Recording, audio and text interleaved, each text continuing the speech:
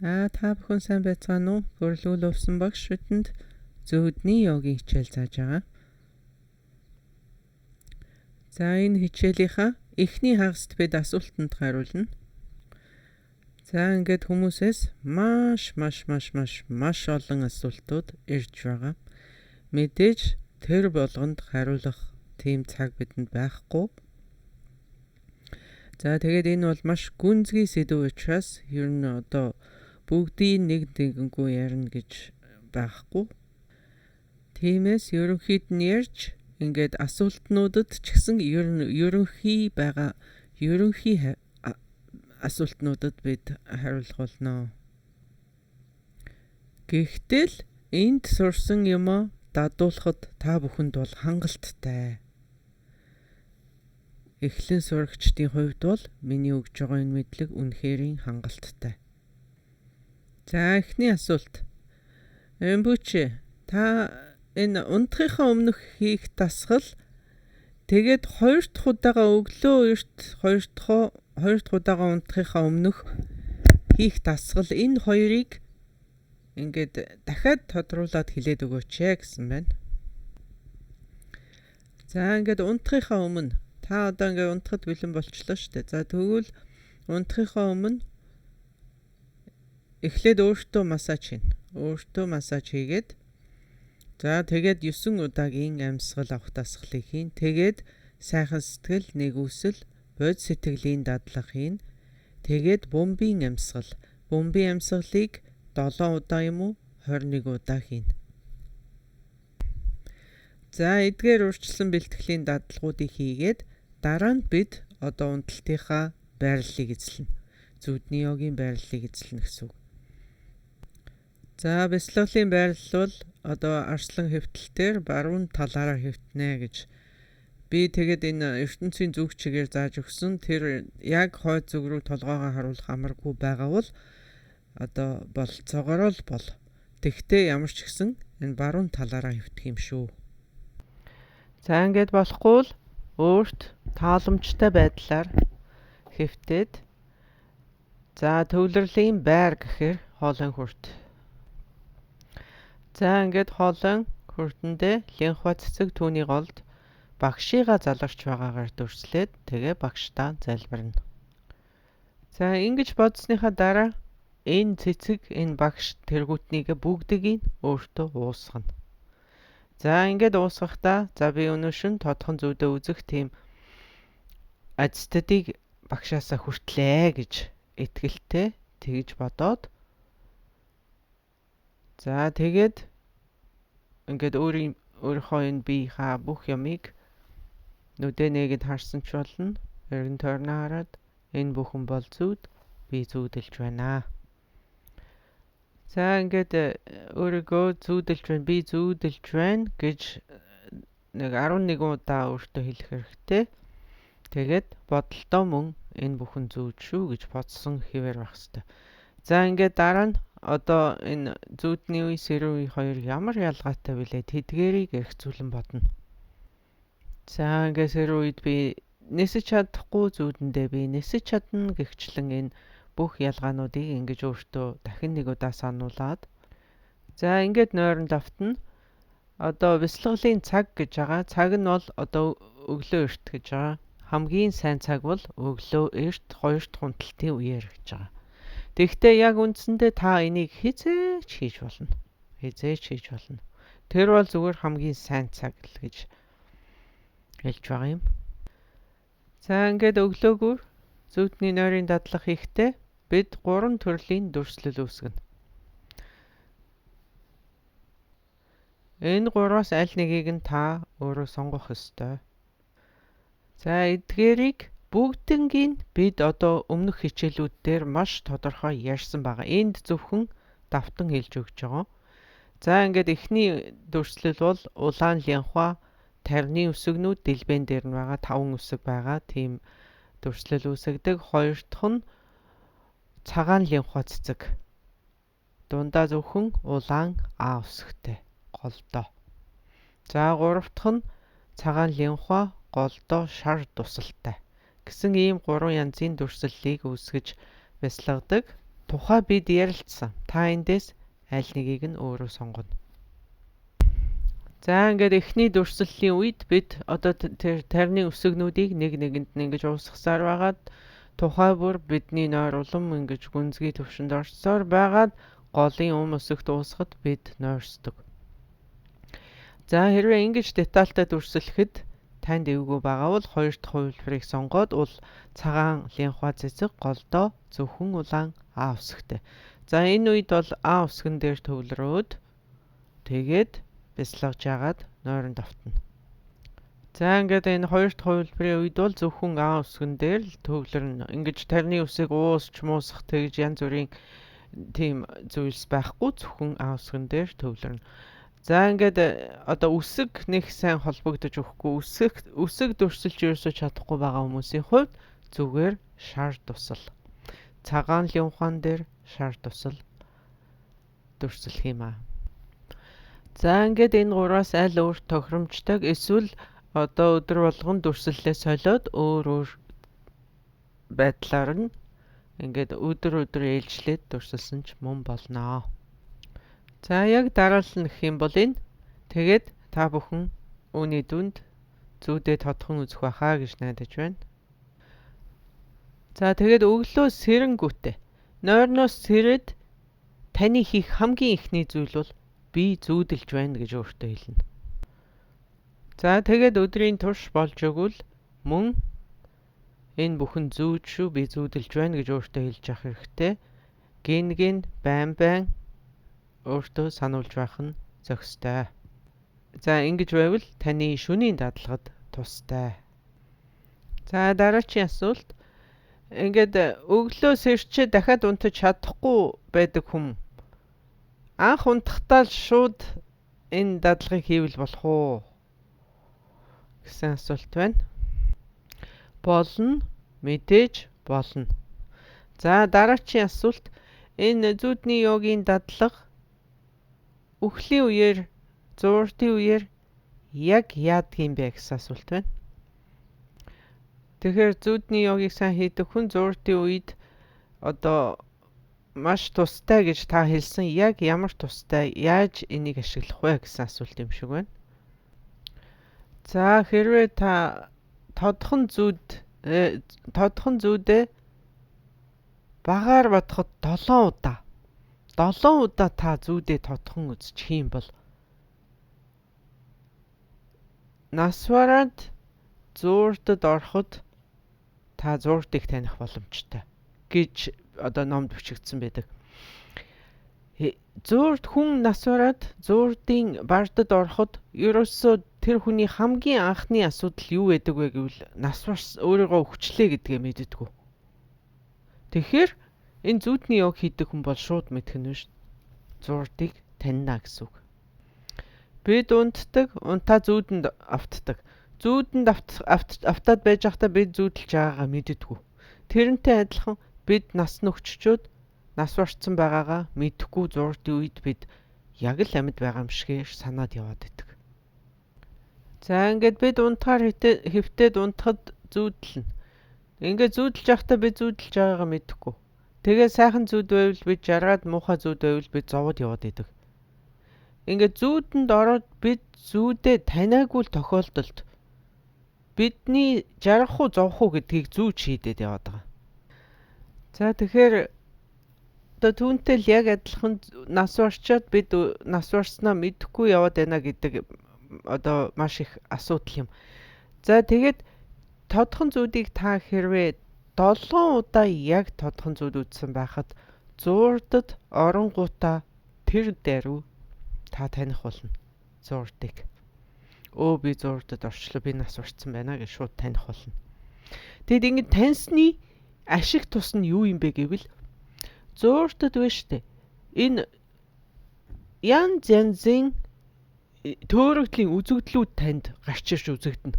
Тэрнээс та айхгүй, тэр нь та татагдахгүй ингэж одоо өөрийгөө авч явж чадхаар болно. Та яг ингээд салхинд хийсэж байгаа энэ туг шиг. За тэгэл одоо энэ салхи салхи хаашаа байна тэр зүглүү ингээд явж идэг хийсчидэг ийм таны бие бол одоо ийм туг шиг болцсон байгаа. Тэнд та энэ физик бодит ертөнцөөс маш их холдсон байгаа учраас өчүүхэн төдий сэтгэлийн хөдөлгөөн танд маш авгаа болж мэдрэгддэг. Нэг үгээр хэлбэл та одоо ингээд маш эмзэг мэдрэмтгий болчихж байгаа.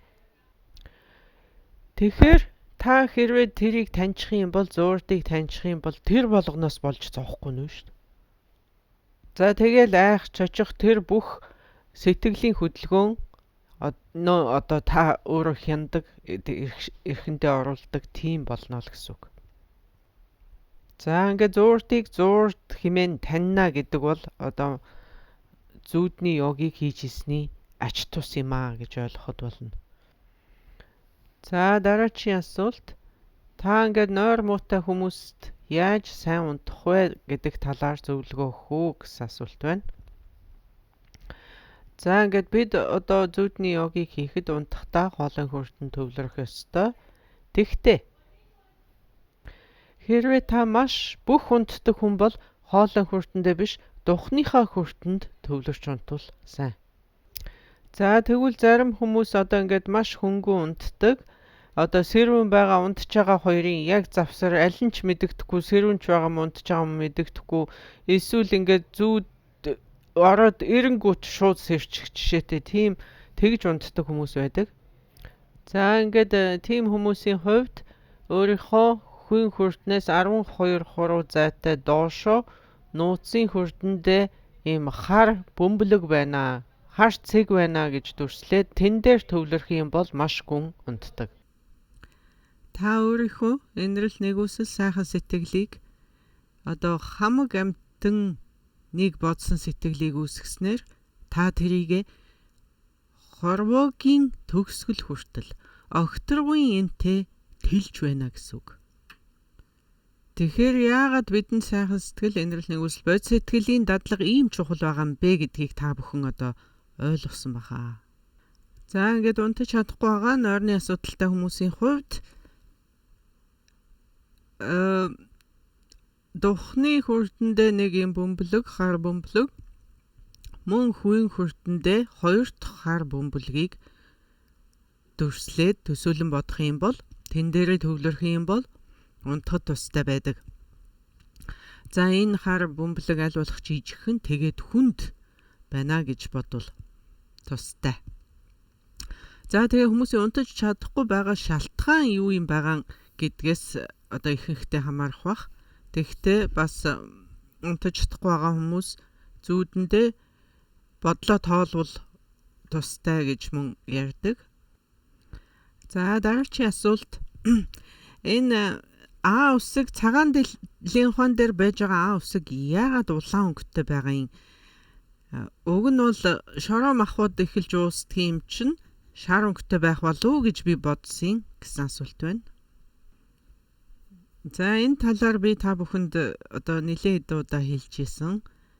Тарны үсэг бол янз байх бололцоотой. Ялангуяа өнгө нь бол янз бүрээр өөрчлөгдөх бололцоотой.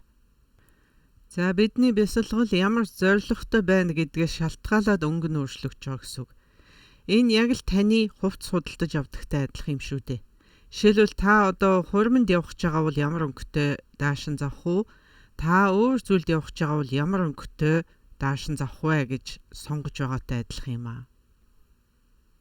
За цэцэрлэгтэй гарч одоо газар шорооны ажил хийх гэж байгаа бол нэг өөр. За гадагшаа гараад одоо тамирын дасгал хийж гүүгээд ирэх гэж байгаа бол нэг өөр хувцс хэрэгтэй гэдэгтэй л адил юм. За тэгэхээр тарны өнгө бол үргэлж нэг л өнгө байна гэж бодсны хэрэггүй. Энэ бол ямар ч өнгөтэй байж болно. За дараагийн асуулт. Энэ ийш тийшээ аялахад биенээсээ гарч явж байгаа мó биенээсээ гарч явахгүй байгаа юу гэсэн асуулт байна. За энэ бол одоо маш бодлонтой асуулт. Энэнд бол хариулт өгөх амаргүй. Тэгтээ ер нь биднээс одоо ингээ энтэг явж гин, ийшээ тийшээ явж гин гэж ингэж зүүдлэх юм бол зүүдэндээ бид аялах юм бол энэ бол заавал биенээсээ гарч явж гинэ гэсэн үг биш ээ. Ер нь бол биеийн дотор л явагддаг. За тэгээд танд биенээсээ гараад салаад явж байгаа мэдрэмж төрсөн ч гэсэн тэр бол та үнэхэрийн зүүдэн биеэ энэ биенээсээ салгасан гэсэн үг биш юм аа. За ингээд та биенээсээ ингээд хагас дутуу гараад явж байгаа мэтэр ингээд тэр тийм байдлаар мэдэрч байгаа биш. Бүр яг бүрэн хэмжээгээр гараа явчлаа гэж мэдэрчийлээ ч гэсэн та биенээсээ салсан гэсэн үг бол биш ээ. Тэр бол заавал тэгж бод халавтай биш. Яг гэвэл биенээсээ зүүдэн биеийн ингээд салаад явж гинэ гэж мэдрэх нь хангалттай биш байгаа. Мэдрэмж төдий бол хангалттай биш. Энэ бол маш сайн мэдрэмж, энэ маш амжилттай мэдрэмж гэсэн үг. Тэгтэл мэдрэмж төдий бол хангалттай биш. Энэ тэгтээ биднээс хизээч бие зүүдэн бие хизээч энэ биенээсээ салгаж чадахгүй гэсэн үг бас биш юм шүү. За яагаад ингэж хэлж гинэ гэвэл хэрвээ та үнэхээр зүүдэн бие энэ биенээсээ салгаж чадж байгаа бол та одоо маш өндөр түвшний бүтээлч болсон байж иж. Тэгжиж л та ийм түвшинд хүрнэ. Эсвэл үхэж байж. Үхлийн түвшинд хүрч иж. Үхлийн үеэр та салгаж чадна. Магадгүй. За үхэхгүйгээр гэх юм бол одоо маш өндөр, маш өндөр бүтээлч бясалгагч болсон байна. Тэгжиж үнэхээр энэ биенээсээ зүүдэн бие салгаж чадна гэсэн үг. Тэгээ биенээсээ гарч ийна гэж мэдрэхийн тулд танд тийм өндөр хэмжээний бясалгагч бүтээлч болох шаардлага алга байх нь шүү дээ. Зүгээр тэг мэдрэмж төдий бол одоо жоохон дадуулж агаад ингээд үүсч болно гэсэн үг. За дараагийн асуулт. Та одоо ингээд ер үсийн аимшигтай зүүдэлж хийж ингээд зүүдэ бүрэн эрхших болцоотой гэж хэлсэн. Айдаг зүйл байхгүй хүн яах вэ гэсэн асуулт байна. За би энэ айдаг зүйлгүй хүн байна гэдэгт бол би итгэхгүй. За тэгэхээр ингэж хэлсэнд уушлаарай. Тэгтээ хүн болгонд айдаг юм байгаа. Танд ч мөн байгаа. За та одоо ингээд яг одоогийн байдлаар надад айх юм юу ч алга гэд бодж байгаа ч гэсэн хэрвээ та өөр хүүхэдтэй бол өөр хүүхэдтэй алдчихгүй гэж айж гинүү. Таны хайртай дуртай юм одоо алдагдчихгүй гэж танд тийм айдас байна уу? Таны гэр орон бүх юм гал давтчихлаа гэж бодвол та айх уу? Маргааш гэхэд энэ дэлхий дээр цөмийн дайн болоод биднес бүгдээрээ одоо цөмийн аюулд учрлаа гэж бодвол та айх уу? Энэ бүхэн танд аимшигтай санагдахгүй гэж юу? Мэдээж аимшигт. Мэдээж тэр бол. Иймэрхүү өөрийнхөө айж болох тийм зүйлийг бодож олох хэрэгтэй. Тэгэхээр таны хүсдэггүй болгон энэ бүхэн бүү болоосэй гэж бодож байгаа болгон чинь танд айдсыг авчирдаг шүү дээ.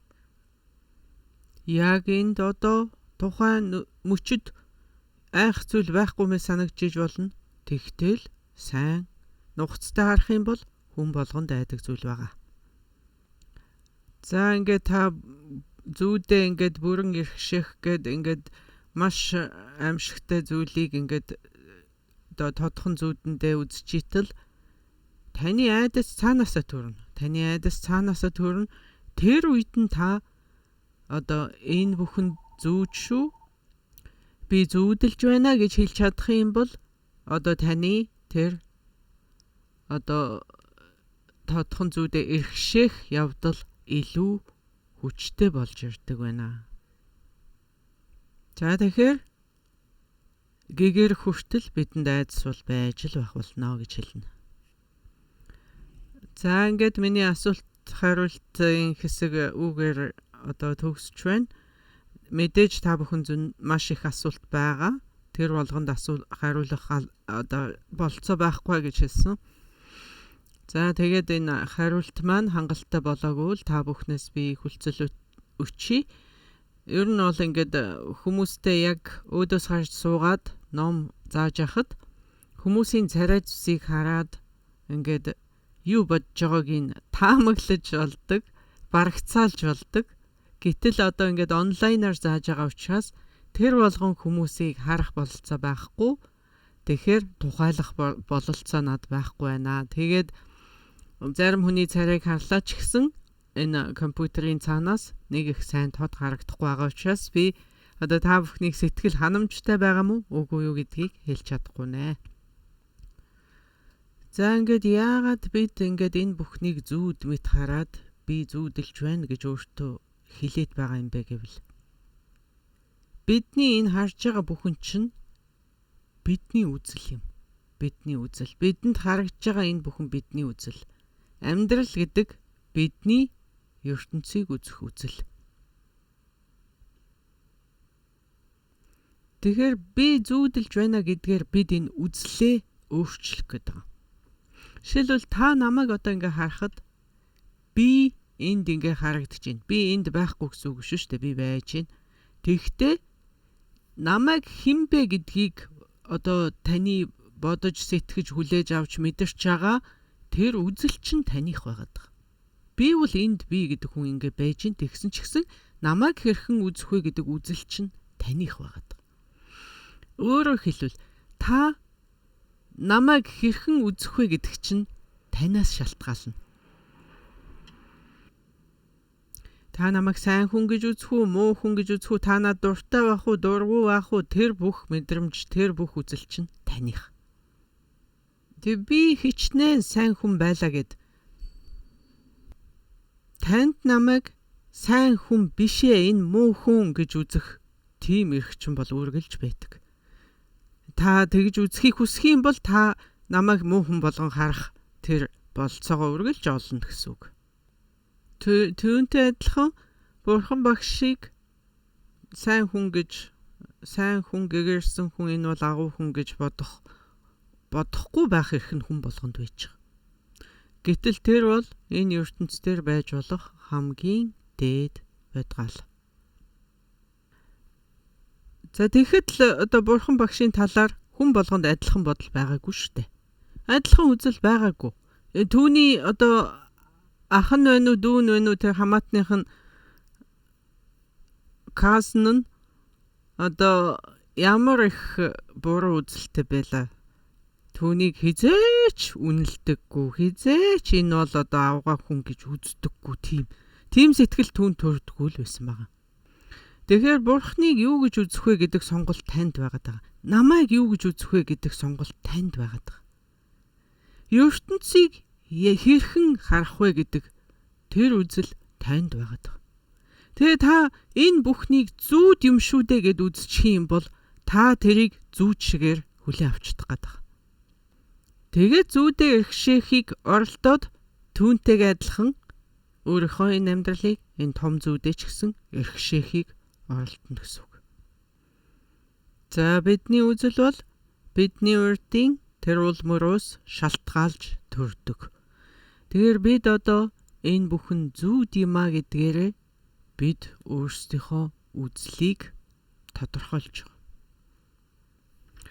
Бид энэ өнгөрсөн цагийнхаа ул мөрүүд тэр бидний ухамсарт хадгалагдаад үлдсэн байгаа тэр ул мөрүүдээсээ бид хизээч салж чадахгүй.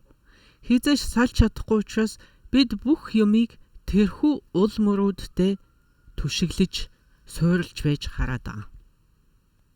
Тэдгээр ул мөрүүд дотор сайн ч байгаа, муу ч байгаа. Бидэнд сайн карма байна гэдэг нь бидний сайн ул мөрүүд. Бидэнд муу карма байна гэдэг нь бидний муу ул мөрүүд. Тэгэхээр буддизмд юу гэж үздэг вэ гэхээр та төрөхдөө өөрийнхөө ертөнцтэй төрнө гэж үздэг шин. Та үхэхдээ өөрийнхөө ертөнцийг хураагаад аваад тэр чигтээ хураагдана гэж тэгж ярьдаг. Энэ юу гэсэн үг юм? Юу хэлж байгаа?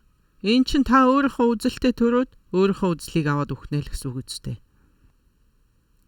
За та өөрийнхөө ертөнцийг аваад ирнэ гэдэг чинь одоо та өөрийнхөө энэ уул, уус, тэнгэр, газар одоо юу эдий загас, далай, айгуул тэнд сарлаг тэгээд би намайг хүртэл тэрэн дотор чинь багтаагаад та өөрийнхөө ертөнцийг аваад төрчих.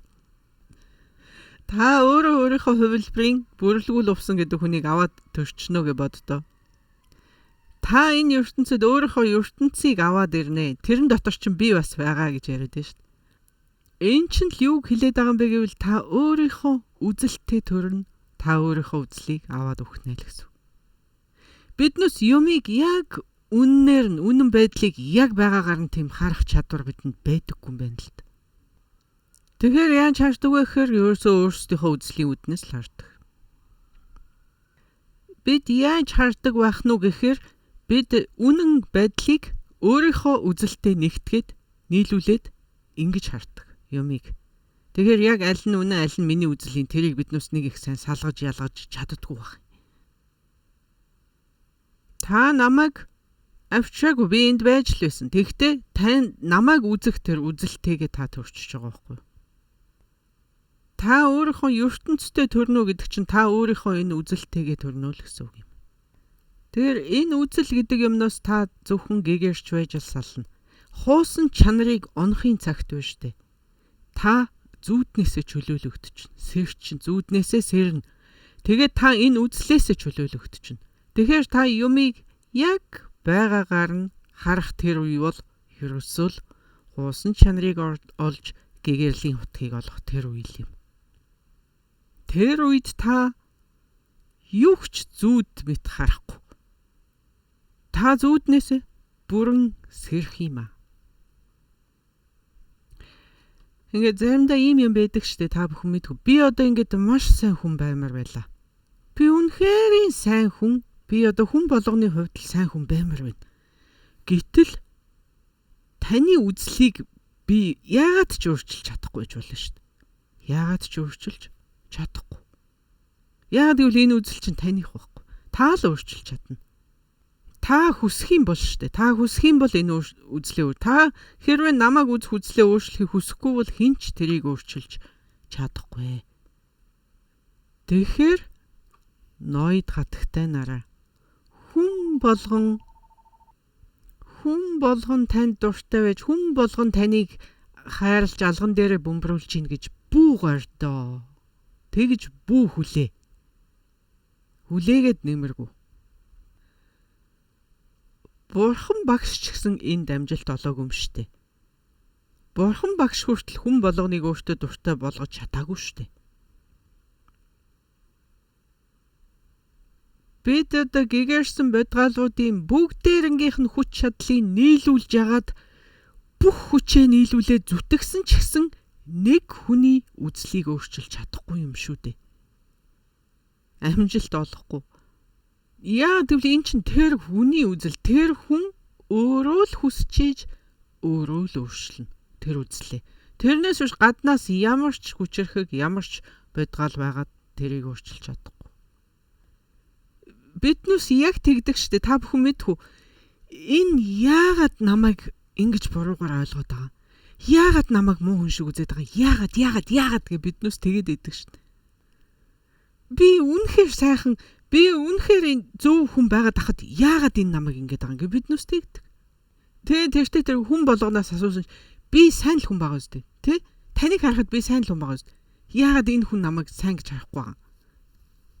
Яагаад? Тэгээ биднээс өөрийгөө сайн хүн, үнэхээр энэ өстэй сайн хүн гэж батлах гээд бүр нотлохгүй тэр хүний үзлийг өөрчлөх гээд ингээд бусдаар батлуулах гээд ингээд зүтгээд идэг бид. Тэгэхээр та үнэхээр сайн хүн байдаг. Тэгээ хүн таныг сайн хүн байна шүү гэж бодохгүй байлаа гэж та тэрийг бүр ингээд үнэхээр хүлээж авч чадахгүй бүр яагаад би энийг одоо энэний бодлыг би өөрчлөх болно гэд ингээд зүтгээд идэг. Тэр хүн чинь байна шүү дээ. Таны үнэн байдлыг өөрийнхөө үзлээс хизээч салгаж харж чадахгүй за. Тэр хүн гэгэрх хүртлээ хизээч яг үнэн байдлыг өөрийнхөө үзэж байгаа байдлаас салгаж харж чадахгүй. Энэ хоёр яг давхцаж ирдэг, яг салшгүй нэгэн зүйл болдог үе бол хуусан чанарыг элтэд онох үе юм аа. Яг нүдний шил зүүцсэн юм шиг, нарны шил зүүцсэн юм шиг. Та өөр өнгөтэй шил зүүхээр тэр юмыг өөр өнгөтэй болгож харна. Та жинхэнэ өнгийг хизээж харах яг хараагүй байгаа байхгүй. Тэр шилний өнг ямар байна та тэргээр л харж байгаа. Та юмыг ямар өнгөтэй харж чинь та тэр öngийнхөө шилийг зүүчихсэн. Тэргээрээ тэр үзлээрээ та бүх юмыг харж байна гэж л бодох хэрэгтэй. За ингээд зүүдний йогийн дадлагыг хийхэд одоо тарина хизээ унших уу, ануудаараа тарныг хэдэн удаа унших уу, хизээ унших уу. За ингээд энэ бол би зүүдэлж байна гэж би өнөөшин тодхон зүүдээ яг лавтаа үзэх юм шүү гэж өөртөө хэдэн удаа хэлэх үү, ламан чинөө хэдэн удаа унших уу, хаана нь унших уу зэргийг та бүхэн өөрсдөө шийдсэн ч болно. За эдгээрийг ингээд эхэнд нь уншлаа, сүүлд нь уншлаа, ард урд нь оруулчлаа гэд нэг их айхтар асуудал гарахгүй. Тэгэхээр хүмүүс маш их энийг хаана унших, энийг хаана унших гэж асууж байгаа учраас би одоо энийг тайлбарлаж хэлж өгч байгаа юм. За ингээд одоо өмнөх хичээлүүдийг давтан үзэх хэрэгтэй. Тэдгээрт бол бид энийг нэлээд хэдэн удаа давтан бясалгасан байгаа. За тэгээд одоо гол дадлага нь гол гэдгийг анхаарах хэрэгтэй. Гол дадлагандаа шууд орсон ч бас болно. Та хэрвээ үнэхэрийн сэтлүүдээ үүсгэсэн байгаа бол гол дадлагадаа шууд ороход бас болно. За тэгээ бодол орж ирэхэд тэдгэрийг зүгээр ажиглаад энэ бол зүүд, энэ бол зүүд, энэ ч гэсэн зүүд гэж бодох юм. За ингээд та одоо элдв юм бодлонтой юмд дургуун хүн байж болно шүү дээ, эдрэлт юмд. Би бол их энгийн хүн, би тийм янз бүрийн одоо юм дурсалж чадахгүй гэж байгаа бол шууд одоо цэцэг яаж тэр цэцгийг чинь дурсалхийн, тэр цэцэг яаж миний хоолойд байдгийн, тийм юм би лав дурсалж чадахгүй гэж бодож байгаа бол шууд дурслалтай энэ бүхэн бол зүүд, энэ бүхэн зүүд, энэ бүхэн зүүд гэж хэлж агаад нойрон давтахыг хичээх хэрэгтэй. Тэгээ таны сэтгэл чинь танаас ингээд асуултууд асуугаад байна шүү дээ. Энэ юун цэцэг, яатсан цэцэг, хаанаас гараад ирчүү гэд. Тэгээ та чинь эн чинь зөвхөн дурслал шүү дээ гэж бодсон ч гэсэн таны сэтгэл чинь таныг зүгээр байлгахгүй ингээд юун цэцэг, яасан цэцэг гэд асуугаа салахгүй. Ингээд таны амар цагийг үзүүлэхгүй одоо ингээд бясалгах болцоо өгөхгүй байх юм бол та зүгээр тэр цэцэг мэцгийг март. Би одоо таны энэ бясалгалыг улмал хөнгөвчлөөд байна шүү дээ.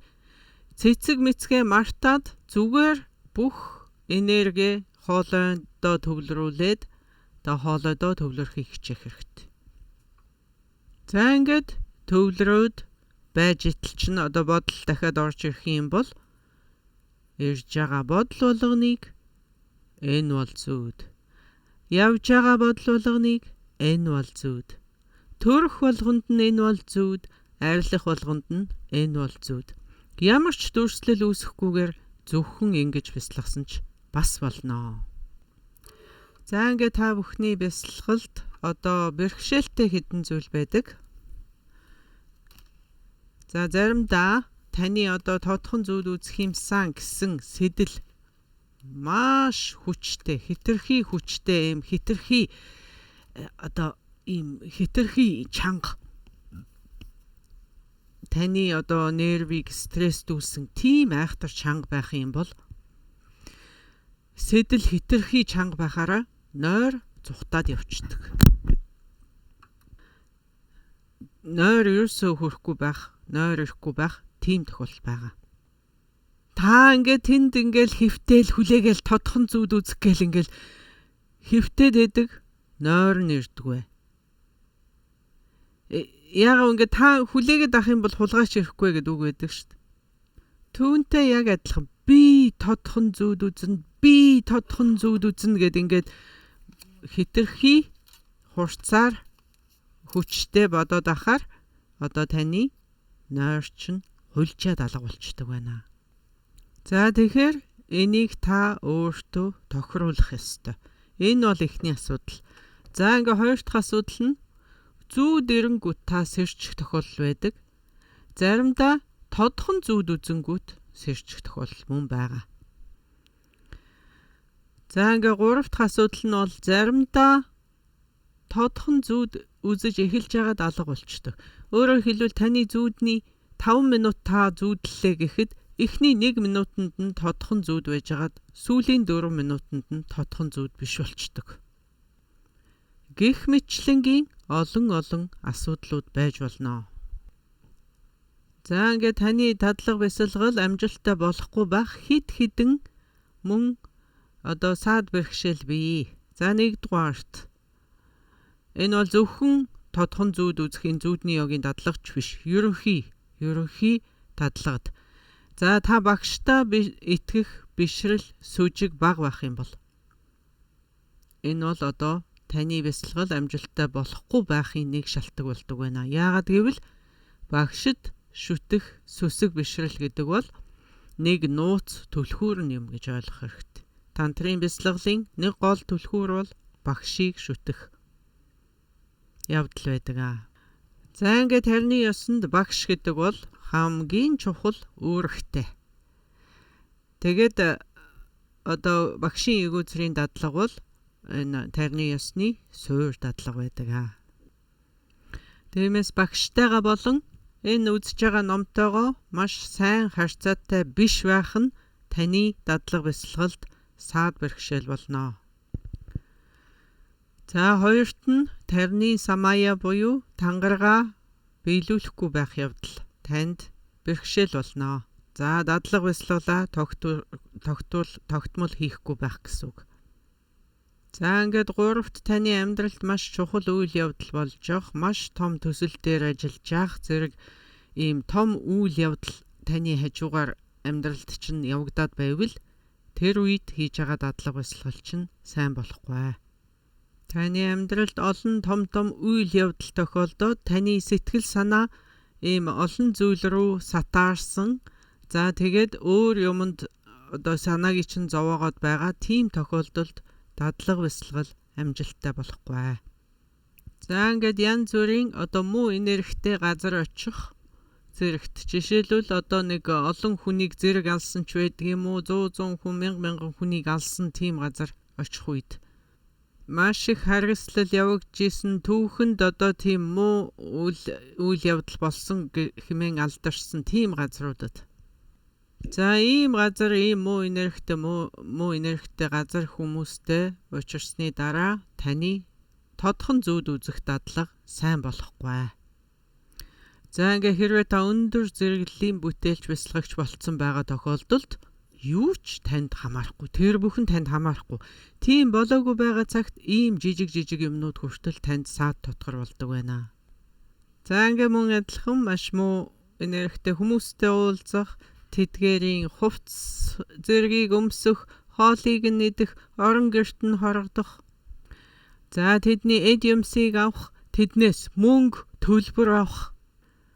За ийм явдлууд нь одоо энергийн төвшөнд танд нөлөөгөө үзүүлсний улмаас таны дадлага бясалгал амжилттай болохгүй байх бололцоотой байдаг байна. За тэгэхээр эдгээр саад бэрхшээлүүд нь эхнийх нь багш, хоёр дахь нь самая. За 3 дахь нь одоо маш их таны хүсэл шуналыг татсан тийм үйл явдал таны амьдралд болж байгаа тохиолдолд та одоо гэрлэж байгаа мó? Та эсвэл энэ одоо Нобелийн энх тайвны шагнал авах байгаа ч юм уу те? Эсвэл та одоо маш том компани байгуулах байгаа. Эсвэл та маш том бүддийн бясалгалын төв байгуулах байгаа ч юм уу? Их том зүйлд хөрөнгө оруулалт хийх байгаа ч юм уу? Тиймэрхүү ийм том асуудлууд таны амьдралд байгаа бол таны бясалгал амжилттай болохгүй нэ. За тэгэхээр эдгээрээс харж байхад таны ер нь сэтгэл нэлээд тогтвортой амгалан тодорхой хэмжээгээр тогтвортой амгалантай байж ийж энэ дасгалыг хийвэл амжилттай байх нэ. За ингээд 4-т нь муу энергитэй орон газар, муу энергитэй хүмүүс гэж байгаа. Тэгэхээр одоо энэ бол зүгээр нэг таны дургүй хүмүүсийг хэлээгүй шүү дээ. Энэ үнэхээр хүнд муу юм хийдэг одоо ийм хүмүүсийг хэлж байгаа юм. Тэг зарим тохиолдолд тийм муу энергитэй хүмүүсийн зөвхөн эд юмс нь таны гэрт ирэхэд л баг хангалттай байдаг. Өөрөөр хэлбэл таны дадлага бясалгал амжилттай болоход саад бэрхшээлтэй гэсэн үг. Тэр нь тэдгээр хүмүүс танд дургүй байна гэсэн үг биш. Танд маш дуртай ч байж болно. Танд маш сайн ч байж болно. Тэгсэн ч гэсэн тэдэнтэй цуг суу хоол идэх. За ингээд баг нүүр царайг ингээ харахын төдийд л тэр бүхэн бол одоо дадлага бясалгал таны энэ энергийн төвшөнд сайн нөлөөгүй гэсэн үг ээ. За ингээд эхлэл сурагчдын хувьд бид дадлага туршлага багтаа байгаа учраас тиймэрхүү зүйл бидний энергит нөлөөлж болдог байна. За тэгээ зөвхөн тодхон зүйл үзэхгүйгээр барахгүй өөр ямар нэгэн дадлага хийж тэрхүү дадлагуудад ч мөн адилхан нөлөө үзүүлнэ. За тэрнээс биш та өндөр зэрэглэлийн бясалгагч бүтээлч болчихсон таны инэрл нэгүслэг гэж таны инэрл нэгүсэл одоо маш өргөн уудан болчихсон ийм өндөр зэрэглэлийн хүн бол танд юу ч нөлөөлөхгүй гэдэг нь ойлгомжтой. Тийм шид бүтээлийг олцсон хүмүүст хэр баргийн зүйл нөлөөлнө гэж байхгүй зүгээр та бидэн шиг ийм эхлэн сурагч дөнгөж оролдож эхэлж байгаа ийм хүмүүсийн хувьд дадлага бясалгалаа хийж хахад тохиолдох саад бэрхшээл мундадгүй байна. За одоо бид энэ зүудний йогийн хичээлийг дахин нэг удаа сүүлчийн удаад автан хэлээд өгье. За эхний удаад бид тодхон зүүд үзэх ёстой. Дараа нь бид тодхон зүүдээ тогтворжуулах ёстой. За ингээ 3 дахь шатанд нь бид тодхон зүүдээ эрхэндээ оруулна. За ингээд эрхэндээ оруулснаар бид одоо юу хүснэ? Зүүдээ сайхан болгож чадна гэсэн үг. Мэдээж хинч муухай зүү зүүдлэхийг хүсэхгүй. Тэгэхээр бид дандаа сайхан зүү зүүдэлж явах тийм боломжтой бол.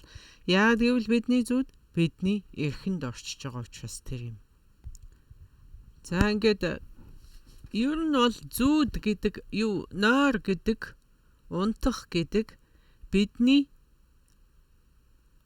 сэтгэлийн байдлаас шалтгаалаад буянч болж болдог, нүгэлж болж болдог зүйл юм аа.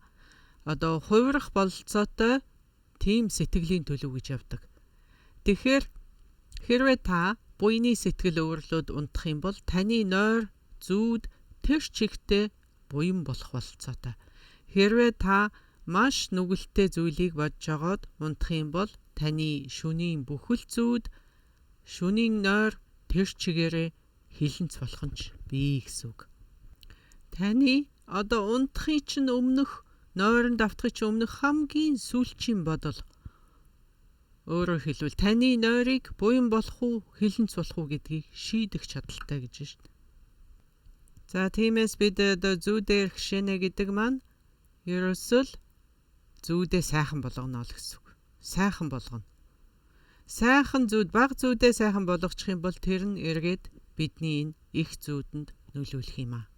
За ингээд баг зүүдэнд дэх өөрийнхөө үзлийг өөрчилчөхөд өдрийн цагаар сэрүүн үеэр бидний энэ их зүүдэнд бидний үзэл мөн түүнийгээ дагаад өөрчлөгдөх юм аа. Баг зүүдэнд бидний үзэл өөрчлөгдөхөд их зүүдэнд бидний үзэл автоматар өөрчлөгдөнө гэсэн үг. За ингээд баг зүүдээ бид эрхшээдэг болчих юм бол бидний их зүүд тэр дээр өөрчлөгдөхгүй ч гэсэн таны энэ их зүүдэндээ хийж байгаа дадлага бясалгал чинь маш эрчтэй, хурдтай, хүчтэй болох юм аа. Дор хаяж. За шөнийн зүүдээ өөрчилснөөр өдрийн зүүд өөрчлөгдөнө. Өдрийн зүүд өөрчлөгдөхтэй зэрэг бидний амьдрал өөрчлөгдөх юм аа. Бид цөмөөрөө сайхан амьдрахыг хүсэж байгаа. Тэгэхээр бид энэ амьдралаа жоохон ч гэсэн өөрчил сайжруулна гэдэг маань зүүдний йогийн дадлагыг хийхийн нэг ач тус юм аа. Тэгвэл үүний ач тус үүгээр зогсохгүй шүү дээ. Нэгэнт бид бүгдээрээ л зүүдэлж байгаа юм бол сайхан зүүдлээ л та. Зүүдээ сайхан болгоё л доо л гэж байгаа юм. Тэгэхээр сайхан амьдрмаар байвал тодхон зүүд үз. Тэгээд тодхон зүүдээ тогтворжуулна. Тэгээд түүнийгээ бүрэн эрхэндээ оруулах хэрэгтэй. За тэгэхээр та надаас асууж штэ. Төв би одоо зүүдээ би сайхан болгочлоо. Би сайхан болгох сайхан зүүдэлж байна. Одоо би зүүд ерөөсө зүүдэлмээргүй би яаж сэрх юм бэ гэж та надаас асууж штэ. За үүний тулд тэгвэл таашаалын сэтгэл, гэгээн гэрлийн нэгдэл дээр бид төвлөрөн бясалгана. За энэ бол бидний сэрх арга юм. Ингэж бид сэрнэ нойрноосоо. Зүгээр нэг тодорхой хуваар сэрх биш, бүр мөсөн сэрнэ гэсэн үг. Ингээд бид зүүднээсээ сална, сайн ч зүүд, муу ч зүүд, бүх зүүднээс бүр мөсөн салнаа. За үүнд яаж хүрэх юм бэ гэвэл За үүнд хүрэх маш олон хувилбар байгаа. Тэгвэл нэг хувилбар нь та өөрийнхөө энэ баг зүүдэнд өөрийгөө ядам бурхан болгон бүтээн. Хэрвээ та ядмын бүтээл хийх эрхтэй бол шүү дээ. За ингээд ядам бүтээх эрхгүй бол зүгээр улаан өнгөтэй гэрлэн бий болсноор дүрслэн. Тэгээд зүрхэн хүртэндээ хум өсөг байгаагаар дүрсэлдэг. За тэгээд энэ тухай бид ярьсан байгаа. Яаж уусгах вүлээ гэхээр дээр дороосоо уусаад бид хум өсгөнд уусчихна. Хум өсгөнд уусаад хум өсөг дараа нь дороосоо эхэлж уусаад үзүүртээ хүрээд огторгүй шингэнэ. За энэ уусалтын бясалгал бидний бүдүүн бие сэтгэлийг нарийн бие сэтгэлд уусгадаг. За ингээд энэ эцсийн уусалт тэр надад үл огторгуйд уусаад арилах үед та маш нарийн сэтгэлдээ ороод тэгсэн хэрнээ түүний зэрэгцээ ухамсараа алдахгүй байх юм. Ухамсараа хадгалсан чигээр та маш нарийн сэтгэлдээ орно. За ингээд ухамсараа хадгалаад нарийн сэтгэлдээ хүрсний дараа бид хуусан чанарыг хүслэх шүү дээ. За ингээд өөрөөр хэлбэл энэ нарийн сэтгэлдээ хүрчээд та энэ нарийн сэтгэл дээрээ төвлөрөн бясалгаад өөрийнхөө үнэн мөн чанарыг яг байгаагаар нь илтэд олж харахын цагт тэр мөчөд бүх зүуд арилна. Ингээд та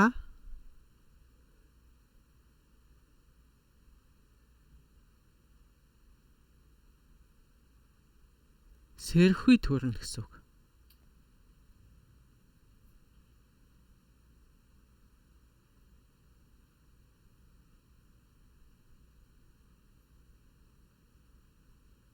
Ингээд та бүх давлгаанаас чөлөөлөгдөж байна.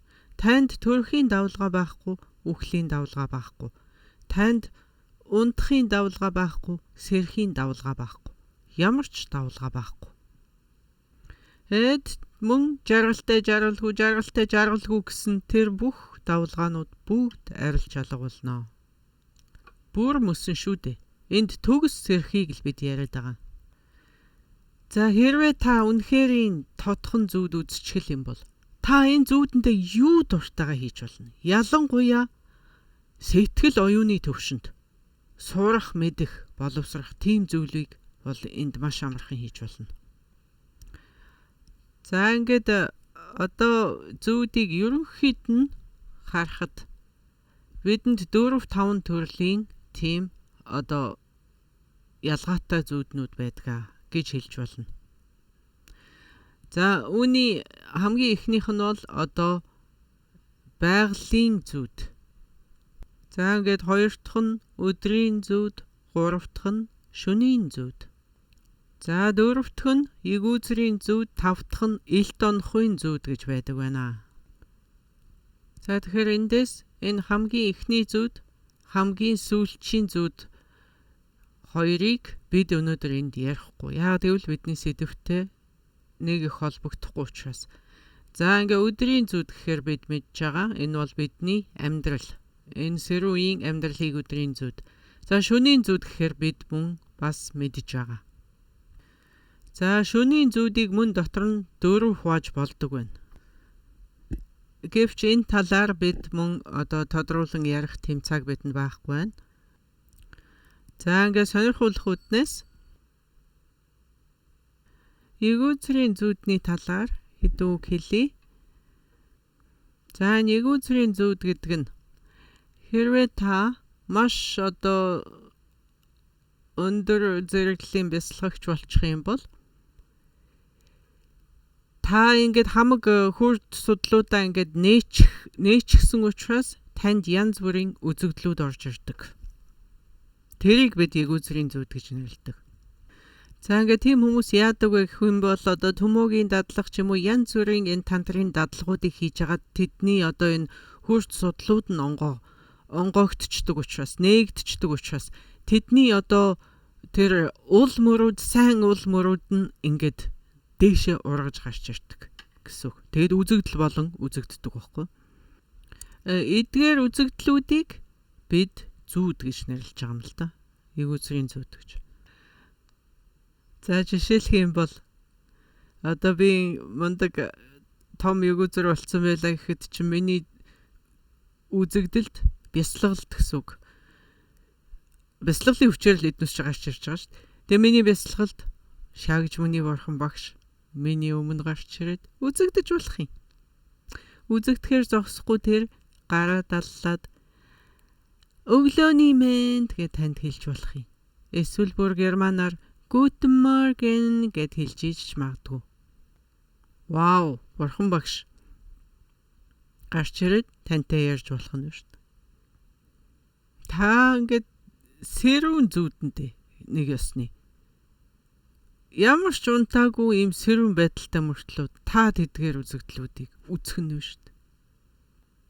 Янз бүрийн ядан бурхад за тэгээ ариун үзэгдлүүд хараа зогсохгүй танд янз бүрийн ариун чимээ сонсогдох зэрэг та нойрондоо зүүдэлж байгаа биш та сэрүүн үзэгдэл үзэж байгаа.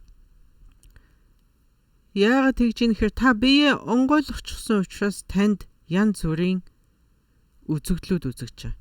Сайн үзэгдлүүд, муу үзэгдлүүд янз бүрийн. Тэгтээ сайн нь голдуу.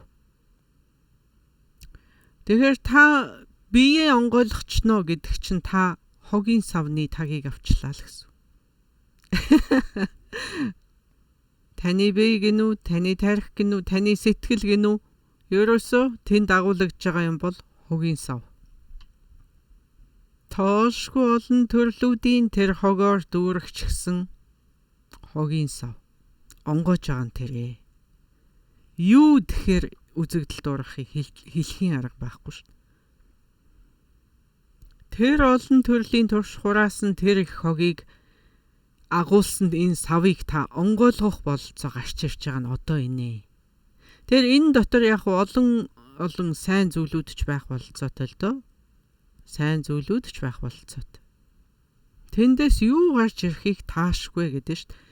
Тэгээд зарим юм йогик энэ бясалгагч хүмүүс маш их одоо бодилдог, самгартдаг. Хей, би одоо ингээд төмөгийн бясалгагч, би одоо ийм өндөр тантрын бясалгагч хүн байна. Гэтэл миний үзэгдэлд маш муухай юм гарч ирээд штэ гэх жишээтэй. Яагаад би ийм өндөр зэрэг турчид ийм муухай юм үзэх ёстой юм.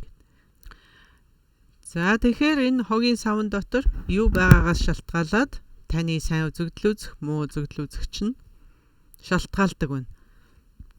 За тэгэхээр энэ эгүүцрийн зүүд гэдэг бол заавал унтах шаардлагагүй гэсэн үг. Унтах шаардлагагүй бясалгал бүтээлдээ та үзэгдэл үзнэ. Нүдэ нээлттэйгээр шүү дээ. За ингээд йогийн зүүд гэдэг бол одоо шөнийн цагт ч болно, өдрийн цагт ч болно, зүүдэнд ч болно, бясалгалын үеэрч тохиолдож болох нэ. За ингээд заримдаа та заавал үзэгдэл үзэх албагүй, ер нь юу ч харагдахгүй ч байсан гэсэн танд мэдрэмж баягаар мөн төрөх бололцоотой. Йогийн бясалгалын тусламжтайгаар таны хамаг судал хүртнүүд чинь нэгдчихсэн байгаа. Та юу ч хараагүй, юу сонсоогүй боловч юм мэдэрч бас болно штэ. Тэгж бас болох нэ. Юу ч мэдэхгүй одоо маш сайхан юм мэдрэгдэж болно штэ. Одоо бүр маш сайхан. За ингээл болоо. Энэс өөр надаа юу ч хэрэггүй гэмээр би одоо диважинч явах хэрэггүй. Над энэ болно гэмээр тийм гоё юмч мэдрэгдэж магадгүй штэ. Тэгэхээр ер нь бол одоо энэ юу гэж хэлэх гээд байгаа юм бэ гэвэл юу ч болж магадгүй. Ямар нэгэн юм болно гэж тэгтээ бити гордоорой гэж хэлэх гээд байгаа. Тарны бясалгалд ерөөсө гордлого гэдэг бол хамгийн хэрэггүй, хамгийн ашиггүй, хамгийн аюултай, хамгийн бэрхшээлтэй зүйл байдаг. Тань тохиолдох хамгийн том тодгор бол тэр тийм юм болно доо гэж бүү хүлээ. Ерөөсө юу ч гордон бити хүлээ. За тэгээд мэдэрсэн зүйлдээ одоо шунлыг төрүүлж шунчих тийм аюул бас бидэнд бий. Мэдрэмжэндээ шунах аюул. За ингээд буддийн одоо судаллагч буддизмын замаар явж байгаа хүмүүст гівш гэж одоо том цолтой хүмүүс байдаг. Тэр гівш маш их зүйлийг мэддэг. Одоо их мэдлэгтэй эрдэмтэн хүн гэсэн үг буддизмын хувьд. Тэдгээр хүмүүсийн хувьд мэдлэг нь тэдний дайсан байдаг. Их мэдлэг гэдэг чинь нэг төрлийн дайсан байхгүй бас. За тэдний хувьд бол одоо сураалын мэдлэг олохын тулд мэдлэг олоод ингэж явсаар байгаад мэдлэг нь өөрөө тэдний дайсан бэрхшээл болж эхэлдэг. Буддизм дотор хамгийн их мэдлэгтэй хүнийг гэвш гэдэг. Тэгээд тэдгээр хүмүүсийн хувьд мэдлэг нь өөрсдийнх нь дайсан байдаг. За ингээд тантрын бясалгагч хүний хувьд одоо би ийм ч юм мэдэрч чинь, тийм ч юм мэдэрч чинь, вау, энэ тэр гэсээр байгаад тэдний энэ мэдрэмж тэдэнд дайсан болдог. Бэрхшээл болдог. Эцэстээ. Тэгэхээр альва зүйлийг мэдрээд мэдрэмжэндээ хит автагдах нь аюултай байна. Тэгэхээр юу ч үзэгдсэн, юу ч дуулдсан, юу ч мэдрэгдсэн зүгээр бясалгалдаа л төвлөр. Тэдгэрийг бүү хүлээ. Юуны ч нөлөөнд бити автаа гэсэн үг. За тэгээ сайныг шинж байж магадгүй, муугийн шинж байж магадгүй, аль нь ч байсан ялгаагүй. Түүний нөлөөнд автах хэрэггүй. За тэгэхээр та бүхэнд энэ зүудний йогийн хичээлийн төгсгөлд одоо миний захих юм юу вэ гэх юм бол багсаг бясалгал хийгээд бидэнд багсаг үзэгдэл одоо зүуд үзэгдэн тэр бүхэнд бүү шунан тачаа. Тэр бүхэнд бүү автагдаарай гэж би та бүхэн захиж байгаа. Таны мэдэрч байгаа тэр мэдрэмж үуч, тэр мэдрэмжинд хитрхи анхаарал тавиад авах юм бол тэр чинь бидний өсөж дэвш. Биднийг цааш нь явуулахгүй ингээд тушаад байдаг байхгүй юу? Сайн ч вэ, буу ч вэ тэр бүх мэдрэмжүүд чинь бидний замд ерөөсөө ингээд хаачж байгаа, бидний замыг хаачж байгаа мэт ингээд саатуулчихна гэсэн үг. За энийг юутай зөөрлж болох вэ гэвэл одоо энэ сэрүүн цагт бидний энэ өдрийн зүүдэнд бидний энэ их зүүдэнд бидний амьдрал хитрхи сайхан байх юм бол бид энэ зүүднээсээ сэрмээргүй, эндээс бид салмааргүй, эндэл байгаад амар санагддаг. Тэр чинь л одоо зурчж байгаа, шунчж байгаа хэрэг юм аа. За ингээд энэ өдрийн зүүдэнд ерөөсөө ингээд л автчихсан, эндээс гарья гэж бодохгүй байна гэдэг чинь бид яг үхэртэй бэлчээр дээр байж байгаа үхэртэй адилхан амьдралыг өнгөрөөж ийнө л гэсэн үг юм. Амьдрал нь дутагдах, гачигдах юмгүй. Тэгээд одоо эрүүлэн сайн сайхан хоолтой ундтай бүх юмтай ингээл амьдарч байгаа мөртлөө энд бид үхэрнээс ялгаагүй амьдарч байна гэсэн үг. Хүн болж төрчөд үхэр шиг амьдарч байгаа дуусвал одоо харамсалтай үстэй. Эсвэл бид энэний яг эсрэгээр маш муу амьдралтай, маш ядуу тарчиг өвчтэй зовлонтой ч байсан байж болно. Тэгвэл сайн ч зүуд байсан, муу ч зүуд байсан, тэрэнд бити автаа. Энэ бүхэн чинь зүуд юм аа. Бид зүудэлж байна. Одоо энэ заяасан амьдралдаа анхаарлаа тавих биш, энэ бүхэн чинь зүуд юм аа гэж үзээд та юу хүсэж чинь тэр нь лүгээ чиглээд явах хэрэгтэй. Зүуднээсээ сэрхий хичээх хэрэгтэй байна. За тэгтээ та бүхэн сайхан амьдралтай байлаа гэж тэр чин танд өсөж дэвшгэд тустай байдаггүй гэж хэлээгүй. Заримдаа хүн муу амьдралтай байлаа гэж тэр нь бас юм сурч мэдээд сэхэрч гэгэрэхэд тустай байдаггүй гэж хэлээгүй. Энэ бүхнийг наантай цаантай ойлгоорой. Зовлон жаргалаасаа л хитрхи зуурчихгүй бол тэр л хамгийн чухал байгаа. За энэ хичээл та бүхэнд одоо өгөөж өгөх байхаа гэж найдаж байна. Та бүхэнд баг сах ч гэсэн тус үтэн болох байхаа гэж найдаж байна.